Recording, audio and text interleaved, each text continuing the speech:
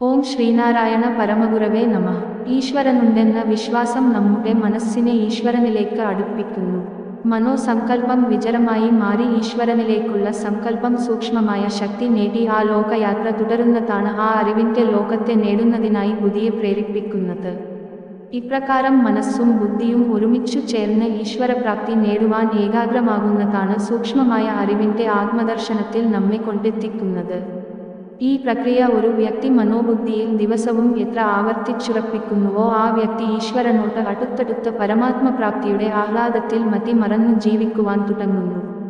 ആത്മാനുഭവം പ്രാപ്തമാകുന്ന ഒരു വ്യക്തിയിൽ പരമാത്മാനുഭവം സ്വയമേവ സ്വഭാവമായി മാറുന്നു.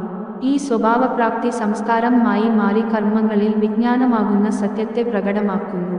അതോടുകൂടി അയാളിൽ പ്രപഞ്ചാനുഭവങ്ങളെല്ലാം സുഖത്തിൻ്റെതായി മാറുന്നു. ഈശ്വരീയ കൃപനേടി ആത്മാഭിമാന പ്രാപ്തി ഒരു വ്യക്തിക്കു ലഭിച്ചാൽ പിന്നീട് ഒരിക്കലും ആ വ്യക്തി ഭൗതികമായ ഒരു കാര്യത്തിലും അഭിമാനിയോ അഹങ്കാരിയോ ആകുന്നില്ല. ആയതിനാൽ ഈശ്വരീയ പ്രാപ്തി നേടിയ ഗുരുദേവൻ അനുകമ്പാദശകം രചിച്ചു ആദ്യ ശ്ലോകത്തിലൂടെ നമുക്കായി മൊഴിഞ്ഞു തന്നു.